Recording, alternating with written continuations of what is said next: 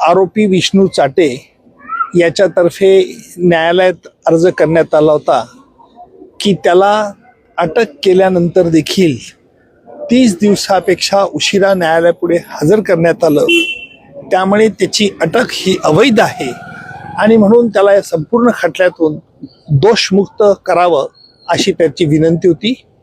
त्याला आम्ही विरोध केला.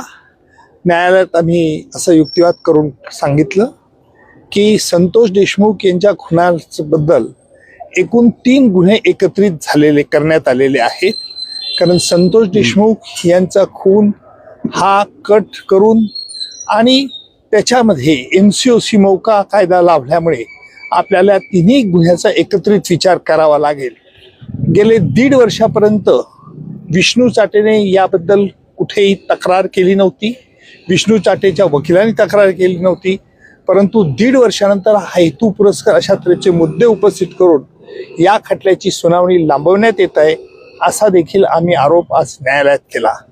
आतापर्यंत 1.25 वर्ष होत आलं आरोपपत्र दाखवून होऊन, तरी सध्या खटल्याची ही गती ही मंद गतीने चालू होती. म्हणून न्यायालयात आम्ही हे प्रतिपादन केलं की हा खटला त्वरित चालवला पाहिजे.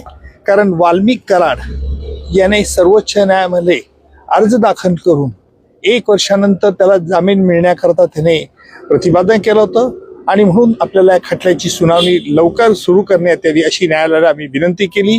न्यायालयाने आमची विनंती मान्य केली आणि परवा आजच्या विष्णू चाटेच्या अर्जावरचा निर्णय परवापर्यंत लागेल अशी अपेक्षा आहे आणि त्यानंतर परवाच न्यायालयामध्ये आम्ही हा खटल्याचा कोणते साक्षीदार केव्हा घेणार याचा ताबडतोब न्यायालयात परवा आम्ही अहवाल दाखल करू आणि खटल्याची सुनावणी त्वरित सुरू करण्यात येईल. लॅपटॉप मधील क्लोन कॉपीज जे आहेत त्याच्या बाबतीत पुन्हा एकदा जे आहे ते पाहायला मिळाले. विष्णू चाटे याच्यातर्फे आज असं सांगण्यात आलं की जो लॅपटॉप हा जप्त करण्यात आला होता त्या लॅपटॉपची क्लोन कॉपी देण्यात यावी.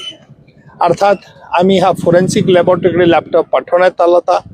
त्याप्रमाणे त्याच्यामध्ये जे मटेरियल होतं ते मटेरियल जेवढं उपलब्ध झालं फॉरेन्सिक लॅबोरेटरी ते आम्ही त्यांना दिलं होतं.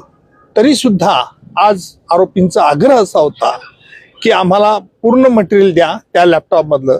आम्ही म्हटलं की जे आम्हाला उपलब्ध झालंय ते आम्ही दिलं, फॉरेन्सिक लॅबोरेटरीचं मध्ये उपलब्ध आहे, परंतु जुने मुद्दे पुन्हा उकरून काढून हा खटला लांबवण्यात येत आहे असा आरोपाचा आम्ही पुनरुच्चार केला. न्यायालयाने त्यांना अर्ज देण्यास सांगितलाय.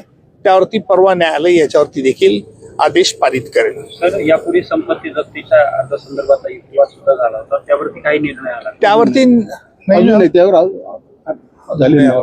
ऑर्डर झाली ती परवापर्यंत होईल. आता सर तुम्ही D2 बाबत नेहमी बोलत असता सर, आता पुन्हा एकदा ते प्रकट पाहायला मिळतो.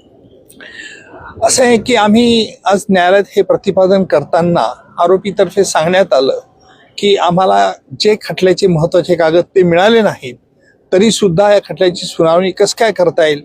त्यावेळेला न्यायालयाला आम्ही म्हटलं की हा खटला पद्धतशीरपणे उशिरा करून उलथवून टाकण्याचा प्रयत्न, ज्याला मी यापूर्वी देखील न्यायालयात म्हटलं होतं की आरोपीतर्फे D2 ऑपरेशन चालवण्यात येतं. जसं पाकिस्तानतर्फे K2 K फॉर काश्मीर आणि K फॉर खलिस्तान चालवलं जात होतं.